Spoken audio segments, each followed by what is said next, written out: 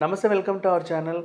రాజమౌళి గారి కాంబినేషన్లో junior NTR already మనం స్టూడెంట్ నెంబర్ 1 చూసాము, సింహాద్రి చూసాము, యమదొంగ చూసాము, రీసెంట్గా RRR చూసాము.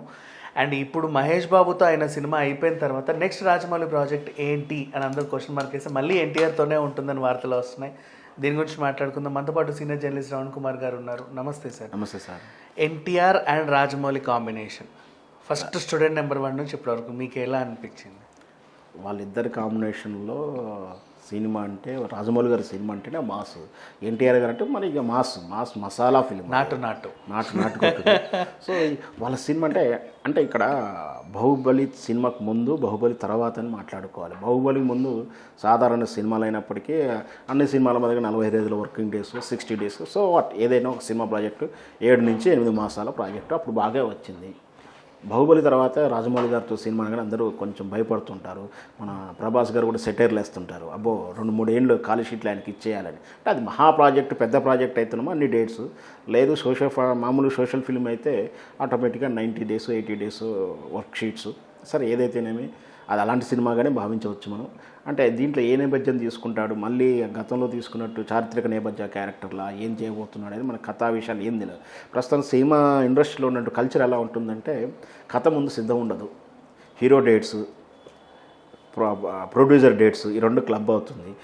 ఈ రెండింటి మధ్య జరగడానికి ఒక డైరెక్టరో కథాంశం కథ పట్టుకొచ్చే రైటరో ఎవరో ఒకరు కథ చెప్పి ఓకే గారి కథ అంటే విజయేంద్ర ప్రసాద్ గారు అంటే కథ ఓకే అయితే అప్పుడు ఈ కాంబినేషన్స్ కుదురుతాయి. అంటే నేను పలానా డేట్స్ పలానా బ్యానర్కి ఇచ్చాను, మీరు ఆ డైరెక్టర్తో చేసుకుని వాళ్ళకి చెప్పడం, ఇదంతా కూడా ఇంటర్నల్ నెట్వర్క్. సో ఇక్కడ మరి ఎన్టీ రామారావు గారు, జూనియర్ ఎన్టీఆర్ గారు రాజమౌళికి కన్ఫర్మ్ చేయడం, అసలు అది ఏ బ్యానర్ ఏమొస్తుంది అనేది ఆటోమేటిక్గా వాళ్ళ బ్యానర్లే ఉంటాయి. సినిమా మాత్రం మంచిగా మసాలాతో ఉంటుందని మనం గెస్ చేయొచ్చు. సో ఇప్పుడు ఇంకొక విషయం మాట్లాడడానికి వస్తే, ఆయనేమో నేను మహాభారతం నాకు చాలా ఇష్టము తీయాలి అని అనుకున్నాడు నెంబర్ 1. అండ్ జూనియర్ ఎన్టీఆర్ గారికి క్లాసికల్ టచ్ ఇచ్చి ఆయన అలా చూడాలని చాలామంది ఫ్యాన్స్ కోరిక ఎప్పటి నుంచో. ఆయన కృష్ణుడు గానో రాముడు గానో ఏదో రకంగా క్లాసికల్, ఎందుకంటే యమదొంగల వేషం వేసినప్పుడే అసలు అందరూ ఇక చచ్చిపోయారు అనుకో ఆ ఫ్యాన్స్ అభిమానంతో, ఆ రేంజ్లో ఉన్నారు. నెక్స్ట్ ఇప్పుడు రీసెంట్గా ఆదిపురుష్ అనే ఒక సినిమా వచ్చి అందరినీ అసలు మైథాలజీ అంటేనే విరక్తి కలిగించేలా చేసింది. సో ఇప్పుడు చాలామంది ఏమంటున్నారు, నిజంగా తీయాలంటే రాజమౌళి గారే తీయాలని ఆయన బాగా బలవంత పెడుతున్నారు కూడా. సీరియస్లీ మీరు మహేష్ బాబుతో సినిమా అయిన తర్వాత ఇట్లా చేయండి సార్ అని బలవంతం కూడా పెడుతున్నారు, కోరికలు కోరుతున్నారు. సో ఇప్పుడు ఎన్టీఆర్తో ఆయన ఏమన్నా ఈ క్లాసికల్ టచ్ ఇచ్చే ఛాన్స్ ఉందంటారు? నిజం కూడా ఆ మైథాలజికల్ ఫిలిం తీయాలి అంటే మన తెలుగులో ఆ ఎన్టీ రామారావు గారు, సీనియర్ ఎన్టీ రామారావు గారు ఇచ్చినటువంటి రూపం ఎవరికీ లేదు, అంతగా లేదు. ఉన్నారు ఒక తరం, అంటే ఆ తర్వాత సుమన్ గారు కానీ, ఆయన తరంలో శోభన్ బాబు గారు, రాముడి గారు, కృష్ణుడు గారు రాణించారు.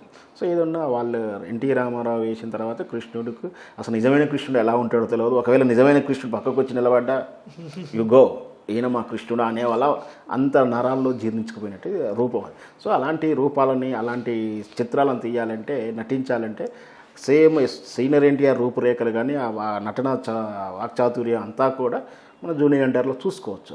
రూపంలో కానీ ఏ విధంగా చూసినా నటన పరంగా కూడా మెచ్యూరిటీ ఉంటుంది. సో ఆయన ఆ రూపంలో చూసుకోవాలని నిన్నటి సినిమా వైఫల్యము, నిన్నటువంటి అసంతృప్తి ఉంది. సరే ఆ పేరు చెప్పడం భాగ్యం కాదు మనకు, కానీ సో ఆ రాముడిని మళ్ళీ ఒకసారి కళ్ళ తృప్తిగా చూసుకోవాలి అని తెలుగు ప్రేక్షకుడు కోరుకుంటున్నాడు. ఆ వెలితిని రాజమౌళి గారు రేపు రాబోయే చిత్రంలో తీస్తుండొచ్చు అని మనం గెచ్చేద్దాము. అలా చేస్తే బాగుంటుంది, మంచి హిట్ కూడా అవుతుంది. రామాయణమే తీస్తారంటారా? రామాయణం డైరెక్ట్ రామాయణం ఇత స్టోరీ తీయాల్సిన అవసరం లేదు. సబ్జెక్ట్లో భాగంగా గట్టాన్ని తీసుకొని లేకపోతే సీత కళ్యాణం, సోషల్ ఫాంటసీ చాలా సందర్భాలు చూసాం, చాలా ఉన్నాయి. లేదు ఇన్ని చివరాఖరికి ఒక పాటల రూపంలో బాలకృష్ణ గారి గతం సినిమాలు వస్తున్న కొత్తలో ఆయన అలాగే వాడేవాడు. అసలు సీత స్వయంవరమే ఒక సినిమా వచ్చిందండి.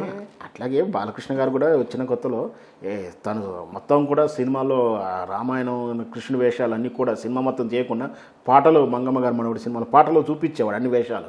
సో ఆ కోరిక నెరవేర్చుకున్నట్టు ఇట్లా కూడా మరి ఎన్టీఆర్ ఈ రూపంలోనో, పాటల రూపంలోనో, చిన్న సన్నివేశం రూపంలోనే రాముడిగా చూసుకుంటే తెలుగు ప్రేక్షకులకు ఒక తృప్తి పడతారు.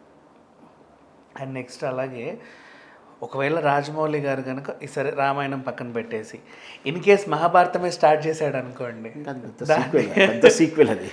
Part 1 part 2 part 100 వెళ్ళిపోవాల్సింది. మరి అట్లయితే అది ఒడవదు కదా. ఇంకా మళ్ళీ మనం మన జక్కన్న బాహుబలి అటు 2 కమర్షియల్ 3 ఇయర్స్ తీశాడు. మరి అదే మహాభారతం అయితే అది మహా ప్రాజెక్ట్ అవుతుంది.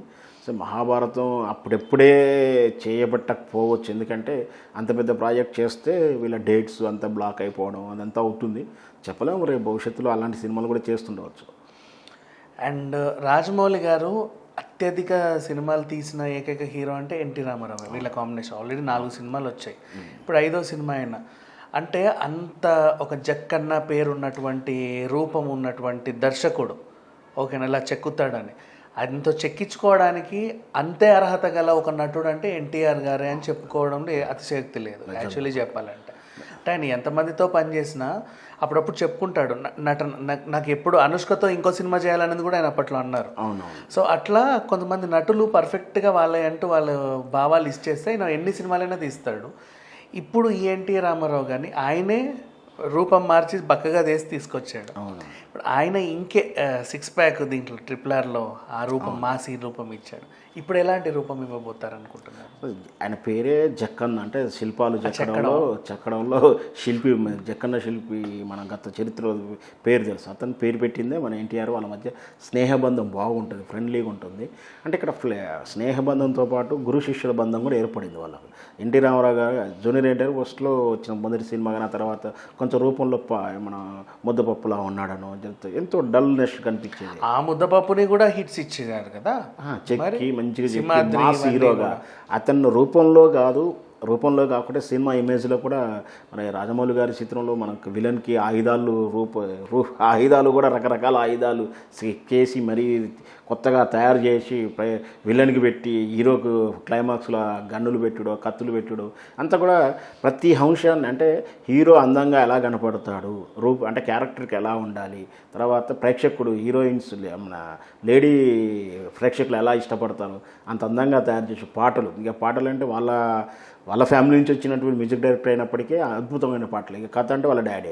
సో ఖచ్చితంగా రామాయణం మనం చాలా సినిమాలు చూసాం. రామాయణంలో ఘట్టాలను ఉదాహరణ తీసుకుంటూ పరుచూరి గోపాలకృష్ణ గారు చాలా సినిమాలు చేశాడు.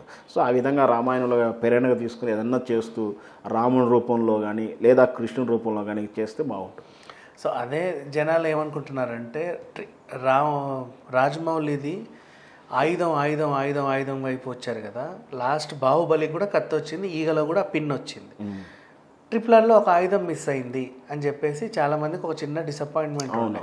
సో ఇప్పుడు నెక్స్ట్ ఎన్టీఆర్తో తీయబోయే ఆయుధం అసలు ఆయుధమే కాదు, అది రామబాణమే అన్నట్టుగా కూడా కొన్ని పుకార్లు వస్తున్నాయి. రామబాణం పెట్టినా లేకపోతే సినిమా పేరు ఆయుధం పెట్టినా ఆయుధం అనేది ఆయనకు స్పెషాలిటీ.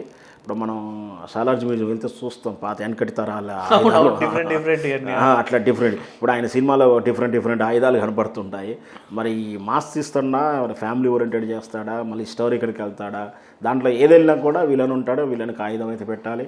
మన ప్రేక్షకులందరూ వెళ్తిపడతాడు కాబట్టి ఆ లోటుని బాహుబలి మన ప్రేక్షకులందరూ త్రిపురాల్లో ఆయుధాన్ని మిస్ అయినట్టు ఫీల్ అవుతారు. కాబట్టి మరి ఈ సినిమాలు ఇంకా ఆయుధాలు 1-2-3 రకాలు ఏమైనా పెట్టేసి ప్రేక్షకుల కోరిక నెరవేర్చాలి.